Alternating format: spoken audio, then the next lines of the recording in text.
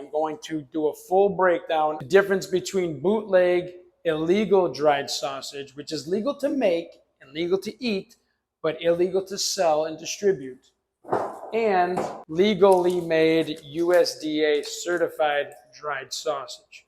So we are in the cellar where I make my own homemade sausage. Used to sell it around Cleveland, and we thought that the disclaimer on our packaging would make it legal to sell.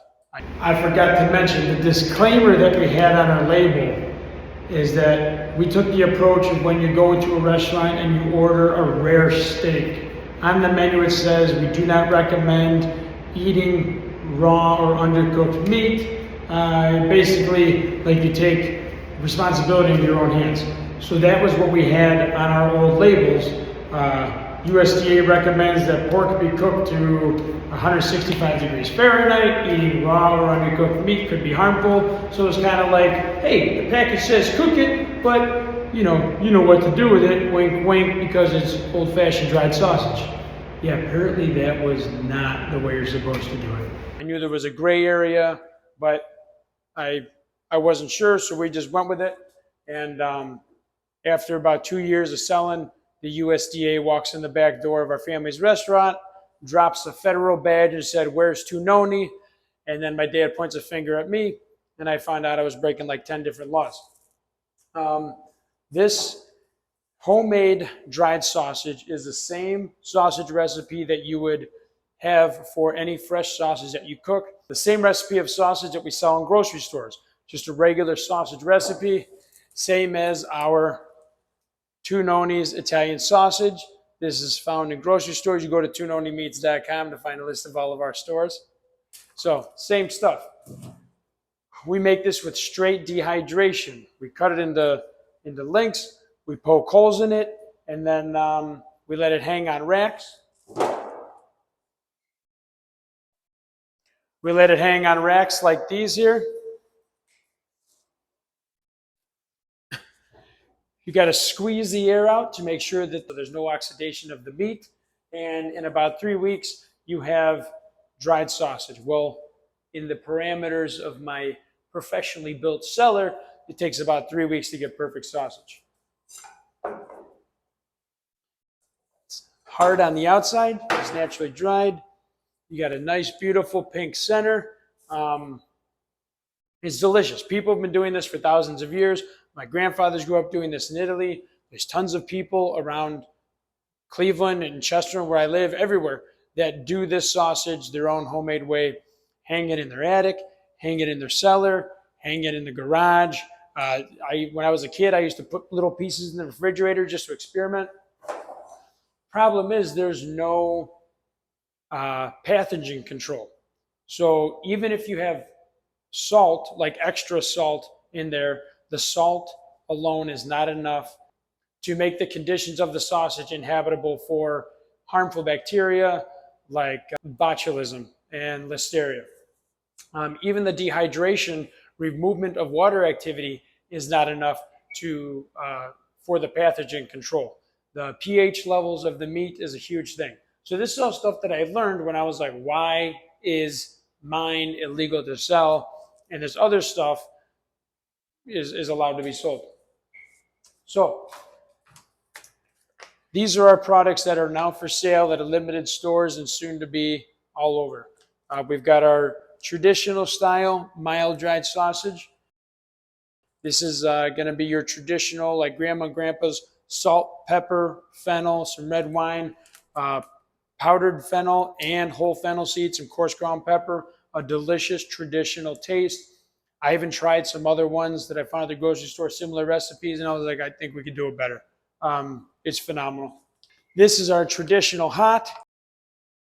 It's going to have the salt, pepper, fennel, red wine, but also a lot of heat. Not going to tell you exactly what the heat is, but there's some heat. But it's got a great flavor to it. Then we've got our staple recipe, which is the same recipe as this sausage and the same recipe as the dried sausage that I've always made and used to sell. This is our mild with basil. It's got the salt, pepper, fennel, and then a lot of other ingredients that are great flavor, but it's just seasonings and spices. And then we got the basil in there. And then we also have our hot with basil. That's got some bang and zing zang in this guy right here. But these are legal. Now, why are these legal and this is illegal? This is a straight up sausage recipe like we talked about before. These here, people do make home batches of this. This stuff has been made similar ways for thousands of years. The ancient Romans did this. What's different is this sausage is fermented, okay? So with the fermentation process, we're going to read about it because I don't want to mess this up. Fermentation process of dehydrated meats is a biochemical process where beneficial bacteria convert added sugars into lactic acid, lowering the meat's pH to create a shelf-stable product. That is the safety net, the pathogen control that goes into these meats that is not in my homemade stuff. So what we do is we're taking our sausage recipes that we have, and we have someone doing it for us because the facility that I have and the resources I have, I'm not able to do it right now, but I hope to in the future. But my sausage recipe, then they add a starter culture, celery powder, which makes it uncured, and then also dextrose. Those are the three things that get added to our sausage. Celery powder has natural nitrates in it, and so instead of using the chemically engineered salts with nitrates and nitrites, the pink salts, we use celery powder. Then the starter culture, like a bacteria, like a live cultures, like in yogurt and wine with the fermentation process of wine, I know that. The starter culture provides what becomes the lactic acid, and then the dextrose. Dextrose is just like a powdered sugar. The starter culture needs the dextrose to feed off of that to produce the lactic acid. The lactic acid breaks down the proteins in the meat, and the nitrates that are in the celery powder uses a pathogen control while this whole process is happening. So all these things work together to make sure that we don't get sick. Now, I never met anybody that got sick from this, but apparently people do somewhere in something. Now, also, I do want to say that some people say that they dehydrate their homemade dried sausage like this kind at temperatures like 45, 50, 55. No, I never trusted that. When I was hanging in my garage when I was a kid, it was in the winter. Sometimes it would even freeze, but I always made sure it was cold. And this room that I built just so I could do this, even though I can't do it anymore, stays at like 41 degrees all year round. 41 degrees, 70% humidity, medium amount of airflow. Those are the prime conditions, in my opinion, for making this kind of sausage. So I feel that that helps with bacteria control because it's so cold. Salt, whatever, like I've never had a problem. The way I look at it is if it smells bad, don't eat it. So, but back to the textbook definition. Starter cultures. Producers add freeze-dried lactic acid bacteria directly to the meat. Powdered sugars, most commonly dextrose, are added to serve as the primary food source for the starter culture. Sodium chloride and curing salts are added to extract the proteins, create an initial antimicrobial barrier, and fix the classic red cured color. But we use the celery powder, which has natural nitrates and no chemicals, and that's what makes the meat considered uncured. It's actually healthier. We are making our dried sausage the healthiest, most natural way that you can legally make something to be sold and distributed to the public. You want to make something yourself at home, you can do whatever you want. As soon as you start trying to sell something, there is a world of regulations you need to be a part of. The people that are doing this for us that we found, Nello, is from Sicily, moved here from Italy when he was 8 years old. He got into doing this, and he's just been an amazing experience with them. He told me tens of thousands of dollars and years of trying to get this stuff situated. He almost gave up, and then it finally happened. So it's not an easy thing. There's a reason that I didn't just say, oh, well, I'll just do it that way, because it's really freaking hard. And my wife Carla and I, we have our family's restaurant with my siblings and my parents, and our kids work there. My grandfather's 96. Like, we can't just abandon our family to do this. So for now, we've got Nello making it for us. And hopefully one day when our kids are older, Carla and I can build a sausage factory. So until then, we're going to keep making this stuff, because this is, I'm so passionate about it. This is what I love doing. And we still enjoy eating it. We love the new stuff. And I'm going to start experimenting with new flavors, stuff like that. Okay, but back to the process. Once the sausage is stuffed into casings, it's hung in a high humidity chamber, 85 to 95% humidity, at temperatures generally ranging from 60 to 80 degrees. The lactic acid, the bacteria from the starter culture, consume the dextrose anaerobically and excrete lactic acid. This acid production forces the sausage's pH down from a neutral about 5.8 to a target point of 5.3 or less. So that's the kicker. When we were experimenting with our own sausage here, we were told that the pH levels of the sausage need to drop to those levels within a certain amount of time, like 24 to 72 hours or something. I did so much research into highly acidic ingredients I could add to the sausage to lower the pH, to kill the bacteria, all these things. We tried to accomplish it. We tried fermented fresh garlic, lime juice, lemon juice, apple cider vinegar, like different combinations of all these things that were already fermented. The pH levels were already really low, and they were highly acidic, and all this stuff to try and break down everything and do the stuff that we needed to do. And with all the test batches we did, and then all the testing that we had done on those test batches, pH was never low enough, and the product ended up tasting like crap. And what I kind of realized is there's a reason that no one else has ever done what I was trying to do, because to my knowledge, it is impossible. And if you know how to do it, please let me know, because I would love to try it again. Yeah, so that's where we're at. So then once you get the pH down low enough, the rising acidity denatures the meat proteins, causing them to bind together tightly. This alters the texture, turning the soft raw meat mixture into a firm, sliceable sausage. What else? Transition to drying. Once the stable target pH is verified, the environment is shifted to a cooler temperature, 55 to 60 degrees, and lower humidity, 70 to 80%. Yeah, well, we're standing at 42 degrees and 70% humidity in here. So come on, if I get it fermented, I could dry it in here. Sausage slowly dries from inside out from 2 to 8 weeks, losing 25 to 50% of its moisture. So that's another kicker. This is about 47% water reduction. So it's 53% of the original weight, 47% weight loss of water, okay? Dehydration. When we make this sausage, we're doing like 55% water reduction.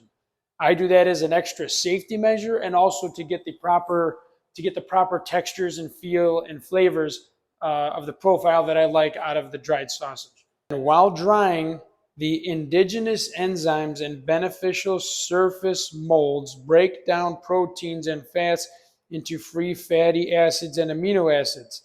This slow degradation yields the deep, savory, complex umami flavors associated with charcuterie like salami and pepperoni.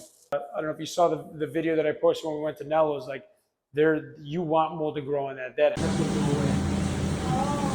every Monday helps, because it's a much longer process. It's a different way of doing it.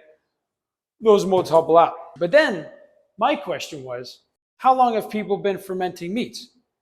They say that this is a homemade style, age-old process that people have been doing for thousands of years.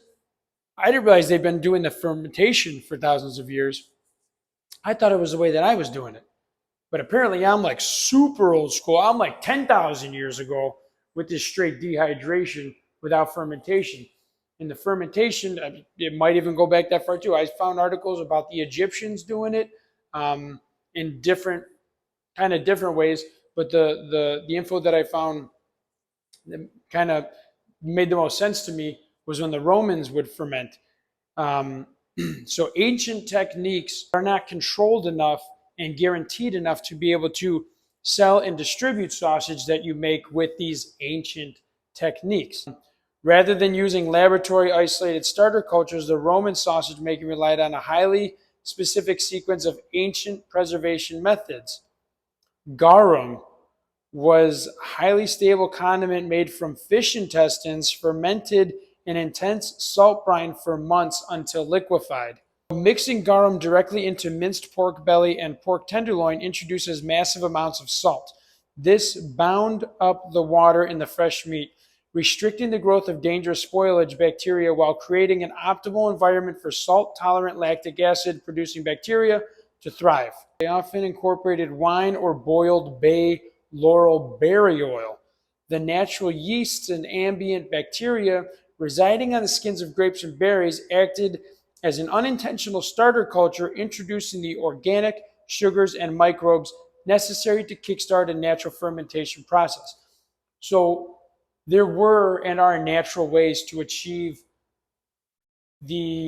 what needs to be done required by the USDA, but it's not controlled. It's more dangerous. There's a lot more variables and things that could go wrong. I do understand that the USDA has these rules set in place so that they can make money. I mean, so that people don't get sick and there's proper pathogen control and things can be like mass produced. But at the same time, I hope that one day this stuff is phenomenal and people love it. I've got people loving this more than they like this. But my issue is that you should have the right to choose. You should be able to say, hey, I know that this is not USDA certified. I know that there is no fermentation. I know everything. It's on the label. The label states it. But we should have the choice to say, I want this, or I want this, or I want both. I want it all. All I'm saying is, we're not stupid. So maybe one day, we're never going to stop making, we're never going to stop trying, we're never going to stop talking about it. So that's the difference between the old-fashioned way that I do it, straight dehydration without fermentation, and no pathogen control outside of cold temperatures and salt and water reduction. And the way that this is done with fermentation, lactic acids, starter cultures, celery powder, dextrose, all that quality control. So you are going to get a more consistent product. It's going to be safe no matter what. Actually, let's cut one open. This is our favorite, the Malibu basil. Everybody loves this, so I'm going to cut it open because I know that my family will eat it today.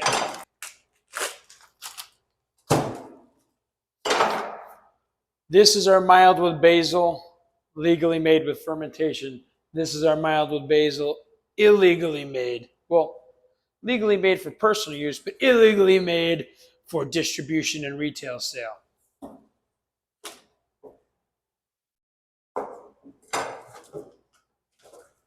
This is the inside, the beautiful pink color of the bootleg mild with basil. This is the inside, the perfectly pinky purple color of the legally made mild with basil. Different shape, same flavors, slightly different ingredients, both delicious two noni sausages.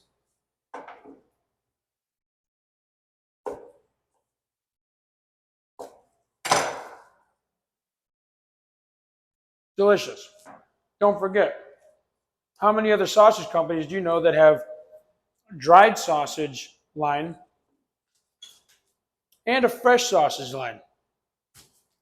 Top of my head, I couldn't tell you. But at two noni, we're doing it all. Flavors are almost identical. The biggest difference is, oh, and legally, this one has more salt than this one too. I could up the salt, but I don't want to, so I don't have to because it's just for me. Yeah. So I hope everybody enjoyed the video. These are the differences and reasons of why this is legal and able to be sold, and this is illegal and not able to be sold. Remember, you can make and consume anything for your own personal use, but as soon as you start making it available to the public, government organizations need to step in and make sure that you're not poisoning people. So I get that, but yeah. Salud.